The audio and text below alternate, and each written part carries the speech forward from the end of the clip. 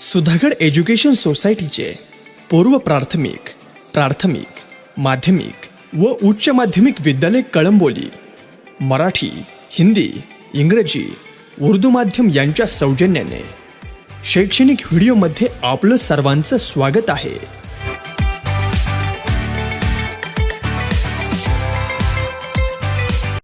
Hello students, welcome to educational video for 9th standard of semi-English medium students. Subject Science and Technology Part 1, Lesson number 14, Substances in Common Use. Dear students, this is second video out of 4 videos of this lesson. In this video, we are going to learn soap and radioactive substances.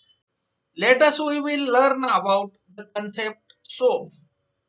Here are two questions which are related to this concept soap. First question is, what are detergents?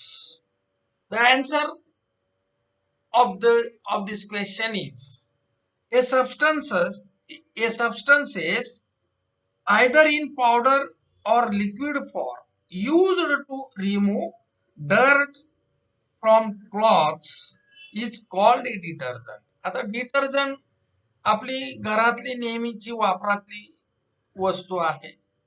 तर detergent म्हणजे काय? कपड्यांवरील dirt remove करण्यासाठी ज्या पदार्थाचा आपण वापर करतो त्याला डिटर्जंट असं म्हणतात. हे substances either in powder or liquid form used to remove dirt from clothes is called a detergent. And second question is, which chemicals and apparatus will you use in laboratory for making soap? Soap तयार करण्यासाठी किंवा साबण तयार करण्यासाठी तुम्ही कुठले chemical आणि ॲपरेटसचा laboratory मध्ये उपयोग करणार? The answer is, the chemicals and apparatus are oil, fat, sodium hydroxide और potassium hydroxide, then common salt. and apparatus are beaker, pipette, glass rod, funnel. These apparatus are used for making soap. These chemicals and apparatus are used to making soap. Then how to make soap?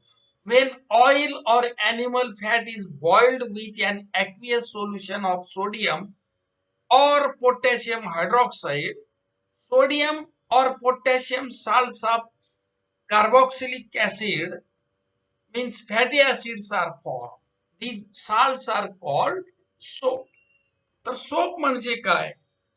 साबण म्हणजे काय? तर तेल किंवा प्राण्यांची चरबी. Animal fat म्हणजे काय? प्राण्यांची चरबी. तेल किंवा प्राण्यांची चरबी पोटॅशियम हायड्रॉक्साइडच्या जलीय द्रावणाबरोबर किंवा सोडियम हायड्रॉक्साइडच्या जलीय द्रावणाबरोबर जर उकळलं तर कार्बोक्सिलिक आम्लाचे म्हणजे तेलाम्लाचे म्हणजे फॅटी ऍसिडचे सोडियम किंवा पोटॅशियम क्षार तयार होतात आणि या क्षारांनाच साबण असं म्हणतात.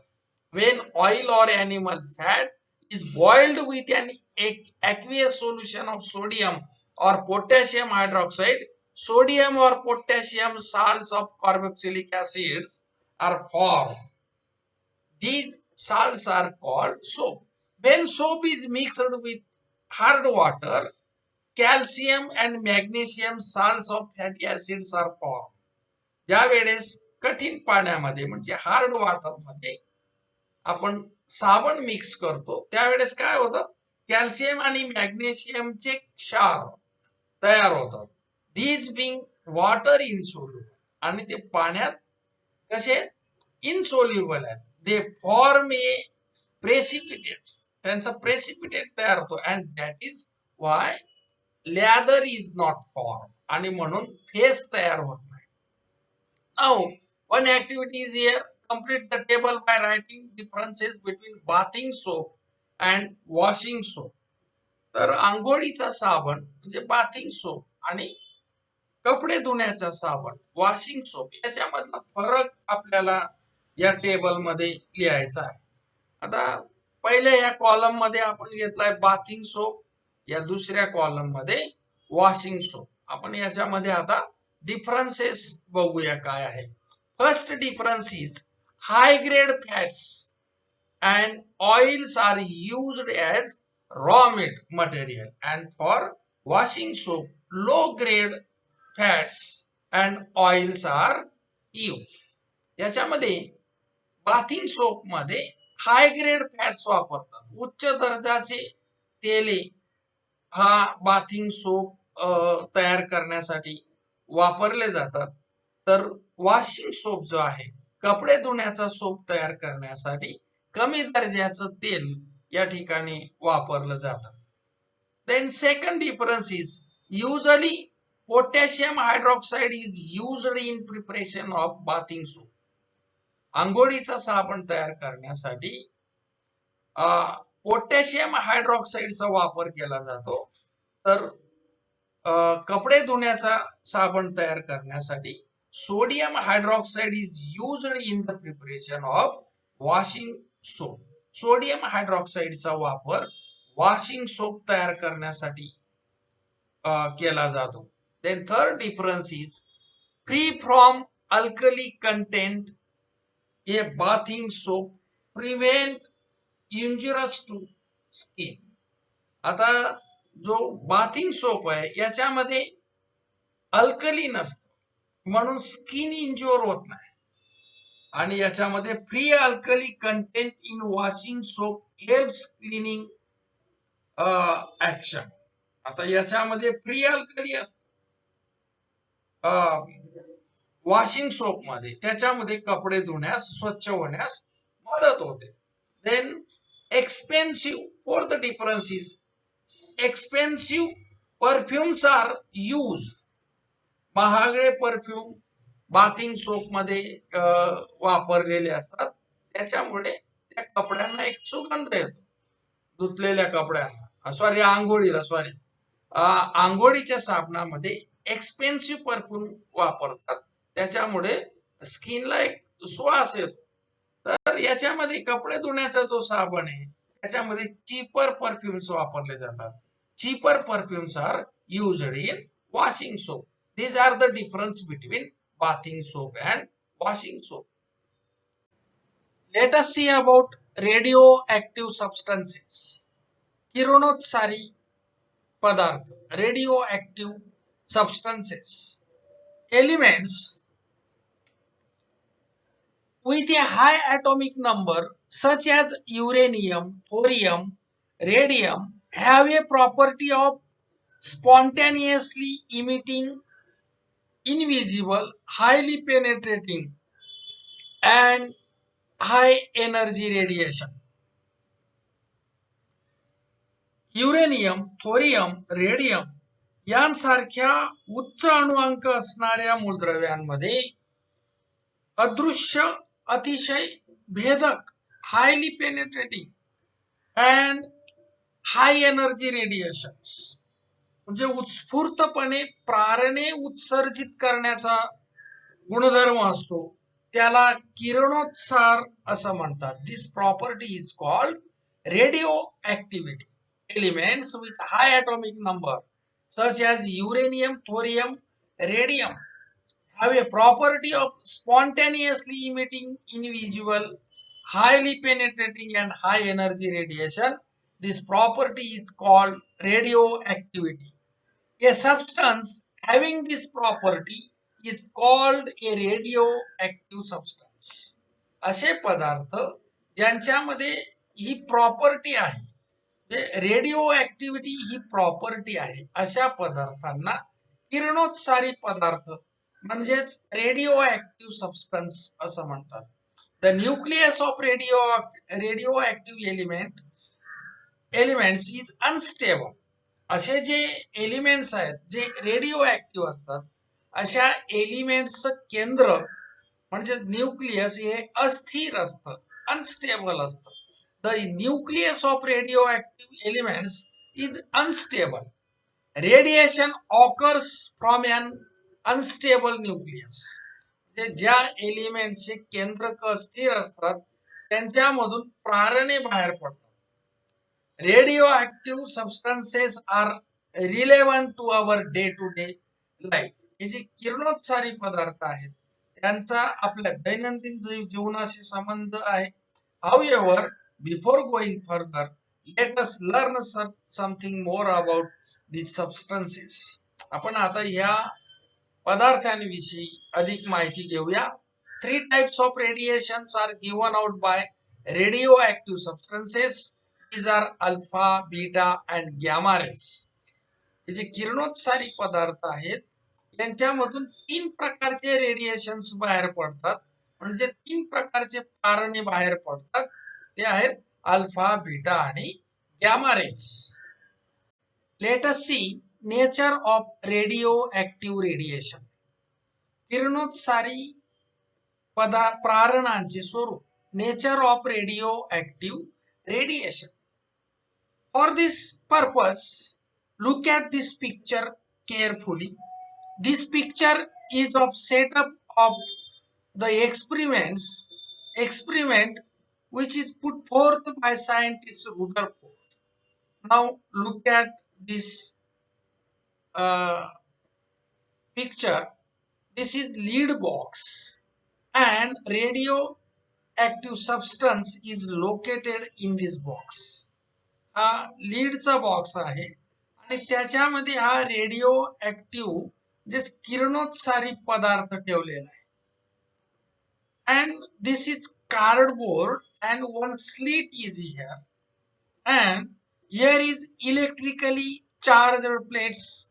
This plate is of positive charge and this plate is of negative charge, and here zinc sulfide photographic flakes. When these rays from radioactive substances are allowed to pass through these two oppositely charged plates, they get separated. Means this rays is separated into 3 types: beta rays, gamma rays and alpha rays. तर अशा प्रकारे या प्रयोगाचा setup आहे. हा lead box, त्याच्यामध्ये किरणोत्सारी पदार्थ ठेवलेला आहे. हा कार्डबोर्ड, त्याला एक रेखा छिद्र पाडलेलं आहे आणि हे या विद्युत प्रभारित पट्ट्या आहेत त्याच्यामधून हे प्रारणे जाऊ दिले असता ही एक झिंक सल्फाइडचं कोटिंग असलेले फोटोग्राफिक प्लेट आहे. याच्यावर ते अल्फा, बीटा आणि गॅमा असे वेगवेगळ्या प्रकारचे तो रेज हे सेपरेट होतात. अशा प्रकारचा हा एक्सपेरिमेंटचा सेटअप आहे, तो व्यवस्थित समजून घ्या. Now in 1889 Rutherford discovered that the radiation emitted by radium were of 2 types. रुदरफोर्डने 1899 मध्ये असा शोध लावला की रेडियम उत्सर्जित करत असलेली प्रारणे 2 भिन्न प्रकारची असतात. They are called alpha and beta radiations. त्यांना अल्फा आणि बीटा प्रारणे असं म्हणतात. Villard discovered the third type, namely gamma radiation. नंतर विलार्ड या शास्त्रज्ञांनी तिसऱ्या म्हणजे गॅमा प्रारणांचा शोध लावला. Villard discovered the third type, namely gamma radiation. When these rays are allowed to pass through 2 oppositely charged plates, they get separated. या वेळेस ह्या रेजना 2 विरुद्ध विद्युत प्रवाह असलेल्या पट्ट्यांमधून हे किरण जाऊ दिले असतात. बघा या प्रयोगामध्ये दाखवलेल्या या सेटअप मध्ये हे जे किरण आहेत या 2 विरुद्ध विद्युत प्रवाह असलेल्या पट्ट्यांमधून जाऊ दिलेला आहे. दे गेट सेपरेटेड, तर ते अलग होतात. This method was introduced by Rutherford in 1902. ही पद्धती रुदरफोर्ड या शास्त्रज्ञांनी 1902 मध्ये मांडली. Rutherford and Villard studied the radiations emitted by radioactive substances. Rutherford आणि विलार्ड यांनी विविध किरणोत्सारी पदार्थांतून उत्सर्जित होणाऱ्या प्रारणांचा अभ्यास हा केलेला आहे. This method was introduced by Rutherford in 1902. Rutherford and Willard studied the radiations emitted by radioactive substances. या दोघांनी या रेडिओ ऍक्टिव्ह सबस्टन्सचे जे प्रारण आहेत त्यांच्या संदर्भामध्ये अभ्यास केला. For this purpose, the rays were allowed to pass through an electrical field and a photographic plate was held in their path. It was found that the radiation was divided into 3 types. आता यासाठी rays were allowed to pass through an electrical field. हे जे किरण आहेत, प्रारण आहेत, ते ह्या electrical field मधून pass होऊ दिले आणि त्यांच्या मार्गामध्ये ही फोटोग्राफिक प्लेट ठेवली. असं केल्यानंतर असं आढळून आलं की ह्या प्रारणांचं 3 प्रकारे विभाजन झालं. त्याच्यामध्ये बघा, या प्रारणाचं आता बघा आकृतीत दिसतंय, हे एक प्रारण आहे आणि याचे ह्या एकाच प्रारणाचे 3 प्रकारच्या प्रारणांमध्ये विभाजन झालेलं आहे. It was found that the radiation was divided into 3 types. One type of radiation deviated slightly towards the negatively charged plate, while the second type of radiation deviated substantially towards the positively charged plate. However, the third type of radiation did not deviate at all in the electric field.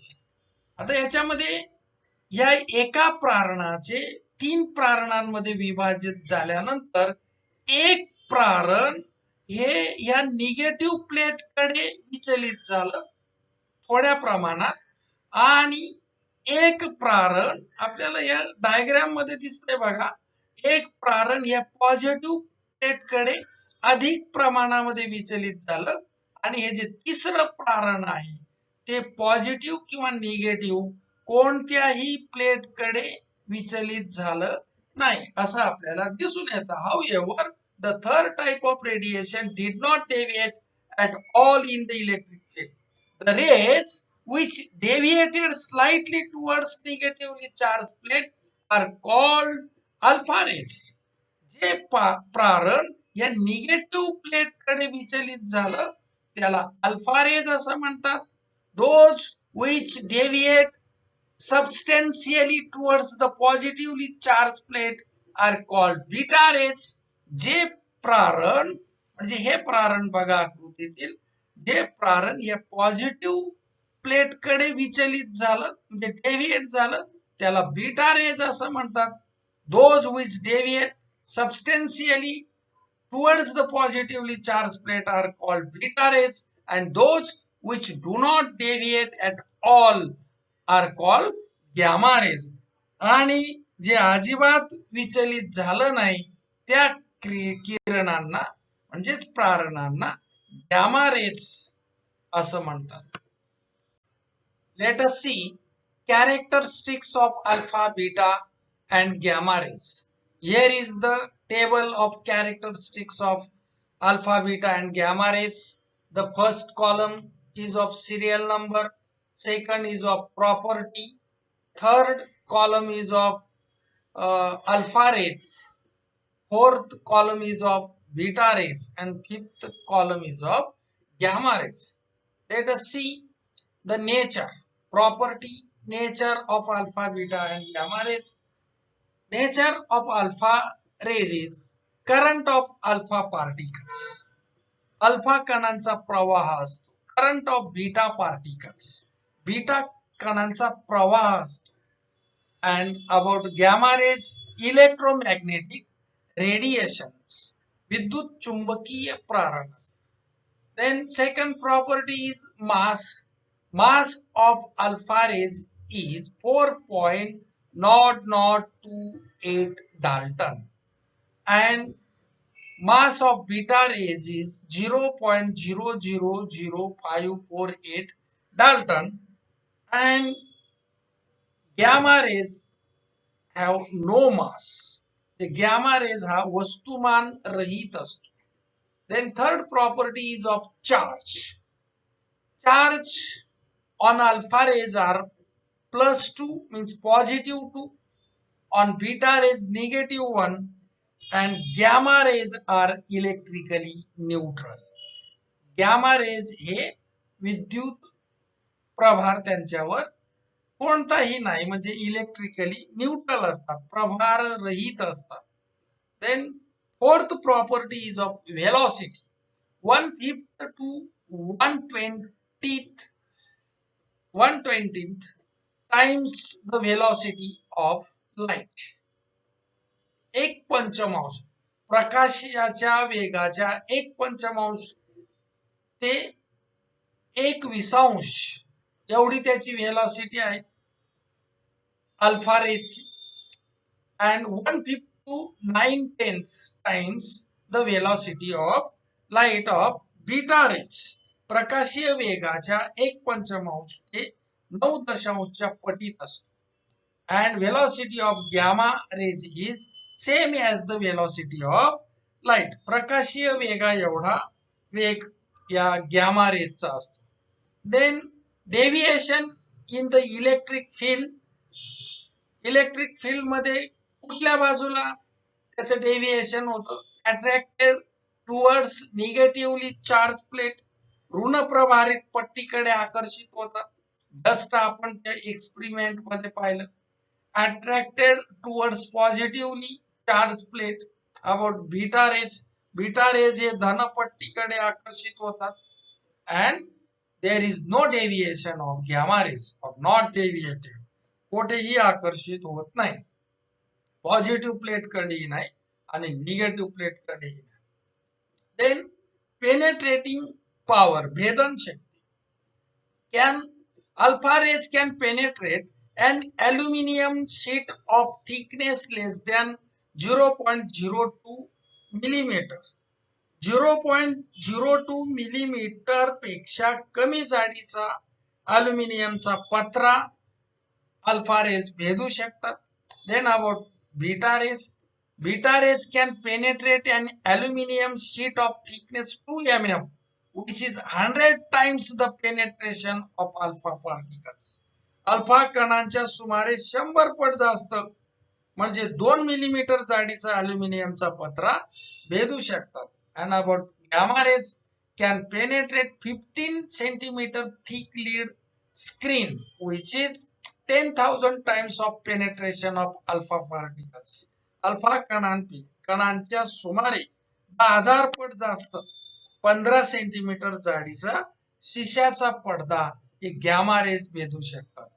Then properties of ionization power. आयनीभवनाची Shakti. The ionization of power of alpha rays are very high. Ionization power of beta rays are low and ionization power of gamma rays are very low. Then power produce fluorescence. प्रतिदीप्ती निर्माण करण्याची शक्ती. Fluorescence power of alpha rays is very high, of beta very low, and gamma rays this power of gamma rays is low. Let us see uses of radioactive isotopes. किरणोत्सारी समस्थानिकांचे उपयोग आता आपण पाहूया. It is a misconception that radioactive elements are used only for making an atom bomb. किरणोत्सारी मूलद्रव्य फक्त अणुबॉम्ब तयार करण्यासाठी किरणोत्सारी मूलद्रव्यांचा उपयोग केवळ अणुबॉम्ब तयार करण्यासाठी करतात अशा प्रकारचा एक गैरसमज आहे. Radioactive isotopes are used in various fields such as scientific research, agriculture, industry, medicine, etc. Radioactive substances are used in two ways: by using the radiation alone, by using the radioactive element itself.